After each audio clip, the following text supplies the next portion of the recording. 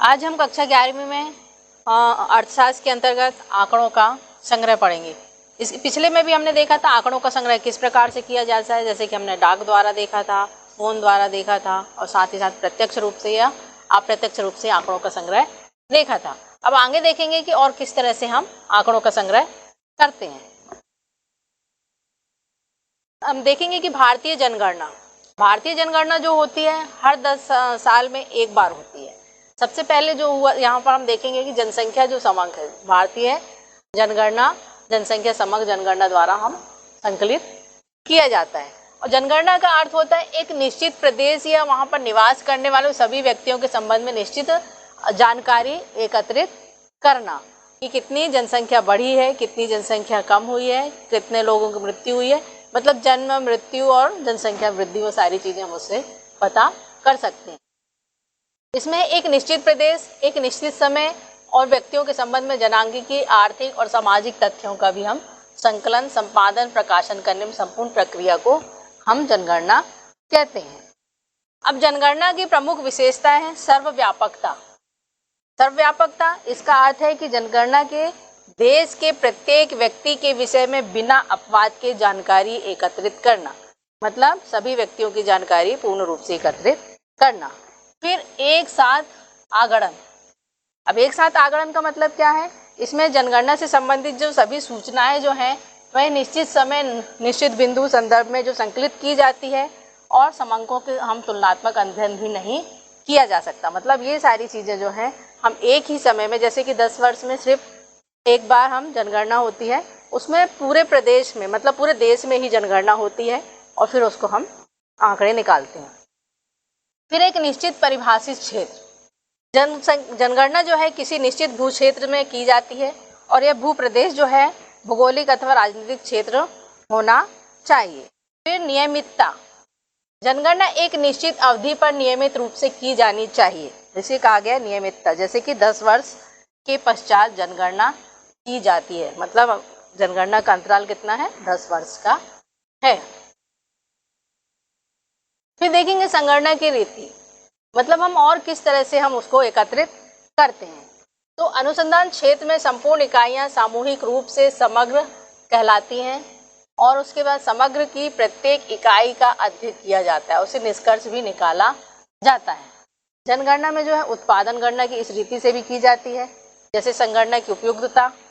इसमें जब समग्र क्षेत्र या आकार भी सीमित होता है। जनसांख्यिकी की इकाई जो है विविध गुण पाए जाते हैं, जैसे कि सभी व्यक्तियों में सभी क्षेत्र में गुण जो है वो अलग अलग पाए जाते हैं। फिर अधिक मात्रा में परिशुद्धता की आवश्यकता। जो हम मतलब जो संख्या एकत्रित करते हैं उसमें शुद्धता होनी चाहिए, उसकी आवश्यकता बहुत ही ज़्यादा है। फिर जो विस्तृत सूचनाएं जो हम एकत्रित करते हैं या अध्ययन करना हो, जो हम सूचना एकत्रित करते हैं उसका हम अध्ययन भी करते हैं, तुलनात्मक ढंग से भी अध्ययन करते हैं, कई तरह से हम उसका अध्ययन कर सकते हैं। फिर है संगणना रीति के गुण। वैज्ञानिक, यह प्रणाली अधिक वैज्ञानिक होती है क्योंकि समग्र की प्रत्येक इकाई का जो अध्ययन किया जाता है। फिर विश्वसनीयता एवं शुद्धता, मतलब जो आंकड़े हम एकत्रित कर रहे हैं वह विश्वसनीय और शुद्ध होने चाहिए, मतलब किसी तरह से भेदभाव तरीके से उसे एकत्रित नहीं किया जा सकता। फिर पक्षपात रहित, जिस तरह से कहा गया कि एक हम जो आंकड़े एकत्रित करते हैं वह पक्षपात रहित होना चाहिए, सबके साथ समान रूप से वो आंकड़े जो एकत्रित कर रहे हैं सबसे समान क्वेश्चन करना, समान प्रश्न करके हम उस आंकड़े को एकत्रित कर सकते हैं, या पता चला किसी की कुछ जानकारियां हैं वो हम अधूरी नहीं भर सकते। फिर कुछ परिस्थितियां में आवश्यक, कुछ परिस्थितियां जो है जिसमें आवश्यक होती हैं, जैसे कि ऐसी जानकारी एकत्रित करना जैसे व्यक्तिगत सूचनाएं आवश्यक है। इसमें हम विद्यार्थियों को ले सकते हैं, जैसे विद्यार्थियों के बारे में हम जानकारी चाहिए तो हम उनकी सारी जानकारी लेंगे। कक्षा में जो है छात्र हैं, छात्राएं हैं, फिर वो इस तरह से हम अलग अलग कर सकते हैं, क्लासेस अलग अलग करके हम वो आंकड़े एकत्रित कर सकते हैं।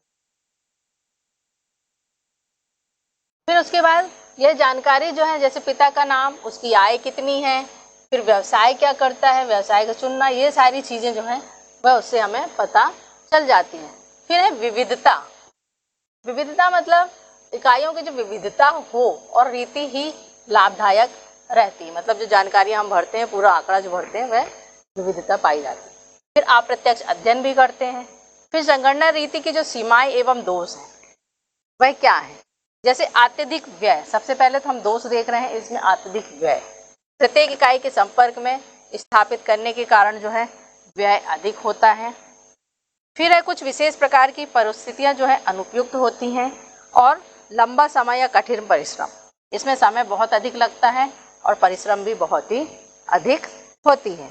इस तरह से हम कह सकते हैं कि कुछ परिस्थितियां जो समग्र के नाशवान होने की प्रणाली जो है उसमें अनुपयुक्त भी पाई जाती हैं, और लंबा समय और कठिन परिश्रम भी होता है।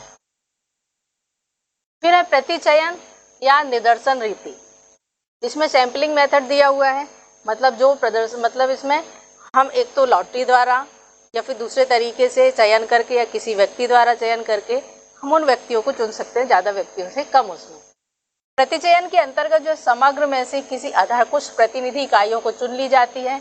इसके अंतर्गत जो है छोटी इकाइयाँ, उसको सैंपल कहते हैं, मतलब छोटी इकाइयाँ लेते हैं, सैंपल के रूप में हम कुछ चीज़ों की जांच करते हैं, सैंपल के रूप में लेते हैं, उसको प्रतिदर्श इकाइयाँ कहते हैं। इसमें वास्तव में जो समग्र कुछ इकाइयाँ जो होती हैं उसको छांटने की प्रक्रिया जो होती है उसे प्रतिचयन कहते हैं। प्रतिचयन से हम किसी भी समग्र में से किसी पद्धति द्वारा कुछ इकाइयाँ चुन लेते हैं और उसका अध्ययन करते हैं और निष्कर्ष निकाल लेते हैं। उदाहरण के लिए यदि एक कॉलेज में 2000 विद्यार्थी हैं तो 200 विद्यार्थी को छांट लिए जाएंगे और स्वास्थ्य का अध्ययन करके उसके निष्कर्षों तक समस्त 2000 विद्यार्थियों पर लागू किया जा सकेगा, जैसे कि औसत अनुसंधान की तरह हम उसको कर सकते हैं। फिर है सविचार या प्रतिचयन। इस रीति के अंतर्गत जो चुनाव अनुसंधानकर्ता की इच्छा पर निर्भर करता है कि वह किस न्याय दायरे से लिया गया और किनको छोड़ा जाए और किनको वह इच्छा से उन पर अनुसंधान की आवश्यकता होती है।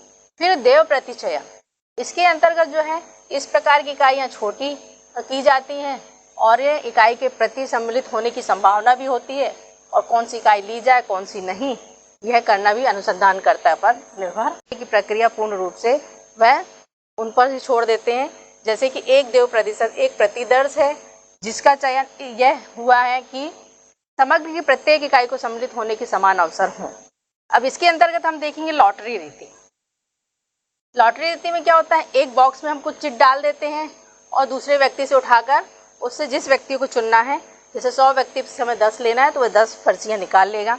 उसी तरह से ढोल घुमाकर, यह जो है ढोल घुमाकर जो होता है यह भी एक लॉटरी सिस्टम के समान ही होता है। उसमें भी पर्चियाँ डाल दी जाती है, उसको पूरा गोल घुमा दिया जाता है।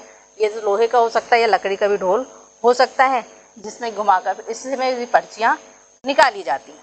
फिर संख्यात्मक क्रम द्वारा इसमें जो है व्यक्तियों की संख्या लिख दी जाती है और संख्या निकाल कर उनको लिखी जाती है और फिर वह उसको चयन कर लिया जाता है। इसमें टिप्पण देव संख्याओं द्वारा, इसमें भी इकाई दहाई सैकड़ा के जो अंक लिखे हुए रहते हैं उनको भी लॉटरी सिस्टम की तरह ही एक एक अंक निकाला जाता है, उनको इकाई दहाई में लिखकर उसको फिर अंक को निर्धारित किया जाता है और उस तरह से व्यक्तियों को चुना जाता है।